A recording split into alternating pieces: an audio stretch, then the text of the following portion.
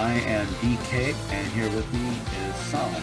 Oh, I love Rento Saka. If I can get a shirt that says that, I will wear that. Oh, so what about you? This is Otaku and Friends. We have this figured out by now. We promise the next episode we will not talk about What is an anime without fan service, right? from weak and disrespected to insanely powerful. The story pulls no punches. And he gets sent pretty much down to the pits of hell. I actually based a character in my light novel off of her. I can't wait to read the comic. I love action anime. That's all me right there. Yeah, kind of. Filipino. Your pet. That sucks. There's like a bunch of isekais out there. The adventure here is, it gets even bigger and the enemies are stronger.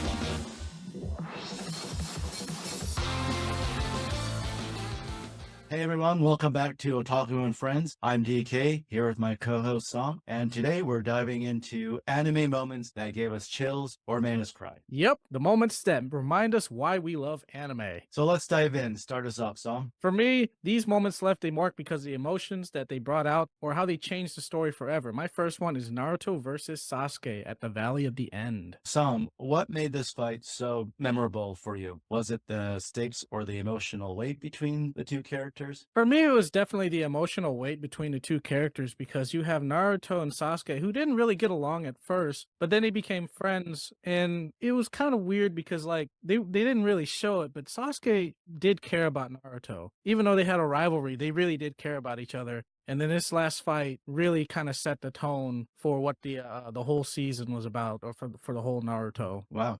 Yeah, I know. I know you're a big Naruto fan, so you do like your shonen. Oh yeah, absolutely. So it hit me in the emotional part for real. And as growing up as a kid and watching that was pretty good. So what about you, DK? So next one. So DK, the scene is a life changer. How did it hook you onto your next one? And I know which one it is. Go ahead. Okay, one of my favorite scenes is Attack on Titan. Towards the beginning, everybody, it's when the Colossal Titan attacks. So you're mentioning, like, yeah, scene is a life changer. And that's what got me hooked from the beginning. I'm sure a lot of other fans, same way. Because, okay, what's going on here, right? Where is this literally colossal event that's supposed to happen to be Attack on Titan? And what's great about this is as the story moves along and you get more background into it, Aaron sees his mom get killed by one of the Titans. You find out who the Colossal Titan is. It's all a set. And especially the Titan that kills his mom. I don't want to give any spoilers, even though we've all seen it. But in case if you're one of the few, you gotta obviously check it out, and it just sets the tone and boom. I haven't seen it, but I've heard people talk about it, and I know that it's very crazy. Okay, so you're one of the few there. Okay. Yeah, I'm one of the few. That's why I covered my ears there.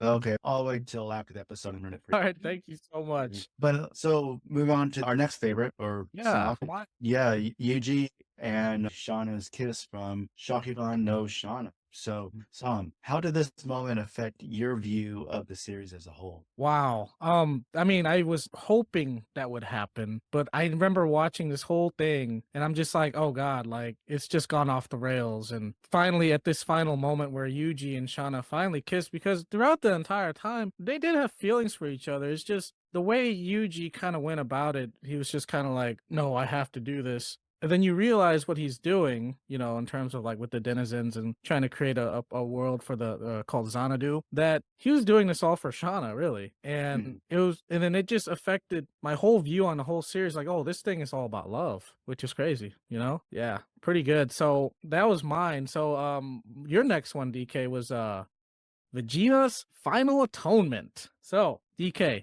Vegeta's sacrifice is so emotional for fans. What makes this moment your favorite? Yeah, so Dragon Ball Z, we're going back a ways there. This one, reason why it's one of my favorites is this was a turning point for Vegeta. He's still a selfish person, but leading up to this moment is before his final atonement, where he blows himself up, is he purposely falls under Babidi's mind control to gain power. He just wanted to be more powerful and show up, Kakarot, and becomes Majin.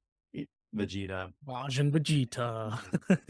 His ego was so strong though that even like Bobby he couldn't control him. So that was like what they were. So actually, this is a good thing. Yeah. And then even though he knew that he still couldn't beat Majin Buu after that, he tells Trunks to take care of his mother, and Piccolo takes Mhm. Trunk and Goten away. And then there's the inner monologue of that dialogue going with Vegeta, and he does what any Super Saiyan would do, is go in and blows himself Blows up. himself up. At the end, we all know that. It's a spoiler, but this came out in the 90s, people. Yeah, people has got to seen that by now, right? Yeah, so They're not true otakus, right? anyway, so that's again one of my favorite anime moments there. But again, huge turning point for Vegeta, and also in the series there about how serious Majin Buu is. So, Yes. but typical of Dragon Ball, that's always going to be the next strongest fighter, Mhm. one or the other. Moving along, Sam, your next favorite anime moment.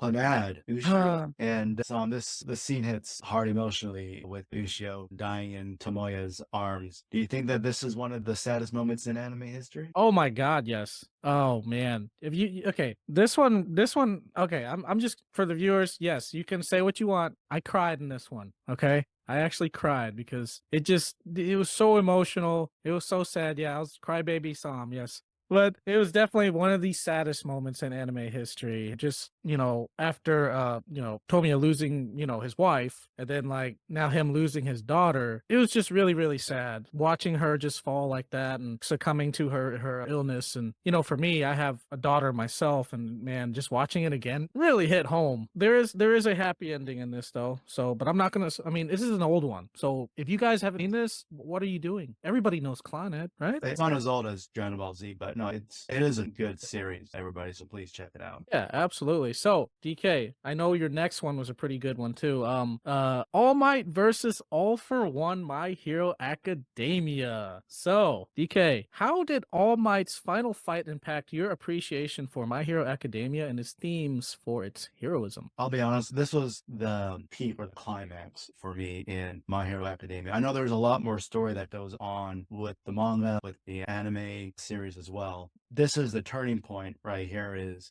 All Might, his powers exhausted, no more one for all since Midoriya has it. And what really hit home for me, why this is one of my favorite scenes, as well as for the series itself, is you see the heroes coming together towards the end of the battle there, and Endeavor and the gang come by supporting All Might, even Endeavor like saying like, yeah, take him out. The public cheering him on when they see All Might's true form. He looks different. He's still All Might. The crowd, everybody, even Midoriya is to do it, and he is everything. He is really the epitome of self-sacrifice here. Oh man, so epic. No, All Might definitely embodies the theme of self-sacrifice and sets the tone for the rest of the heroes to follow his example.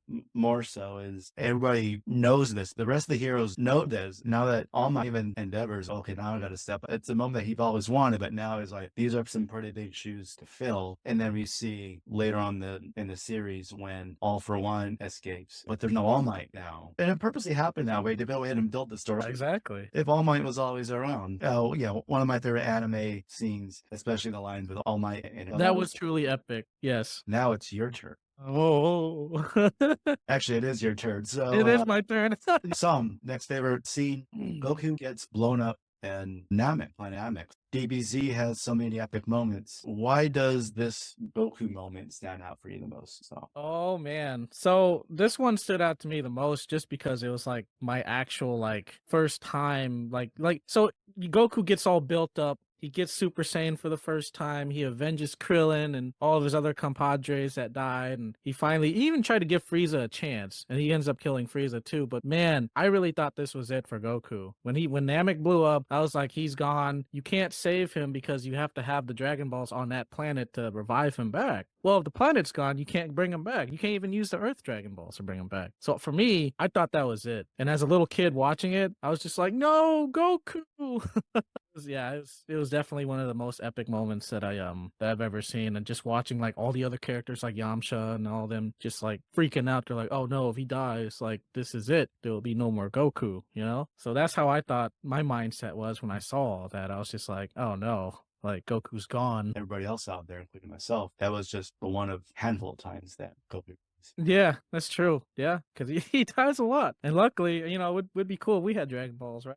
Oh man, yeah, that was a good one for me. So DK, the next one for you was Kojiro Rengoku's demise when he fought Akaza right at that Mugen Train arc. DK, Rengoku's final moments left a huge impact on fans. How did this moment solidify Demon Slayer as like one of your favorite animes? It was already one of my favorite animes before the Mugen Train arc. This here takes it to the next level. It just enriches, develops the story further, especially for shonen. I shouldn't say typical. So Rengoku here plays a key role in the whole series, the story, and how it starts taking flight. The Mugen Train arc and with Rengoku's death, what it does for the series is that his death establishes a very real threat, whereas before the other demon slayers and everybody else, they all felt like, oh yeah, death was a serious possibility, Yeah, inevitable. but none of the other demon slayers or the Hashira has died yet. To them, it wasn't real until with Rengoku gone. It's wow, like let's just be honest, shit got real now. Yeah. And Rengoku, one of the most heroic ones, sense of duty. I don't want to go back to All Might, but it's very similar vibes to that. Yes, I agree.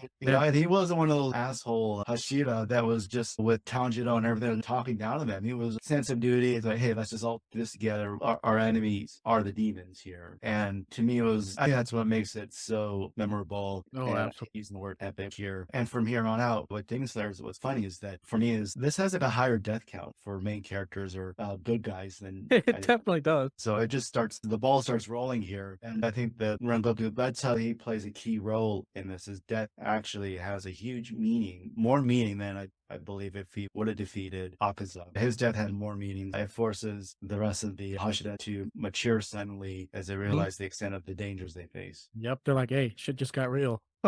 Exactly. But speaking of deaths and favorite moments, Sam, your next favorite moment is Cyberpunk Edgerunners, where David Martinez dies. Oh man, We're thinking ones where there's all these characters dies. I know, right?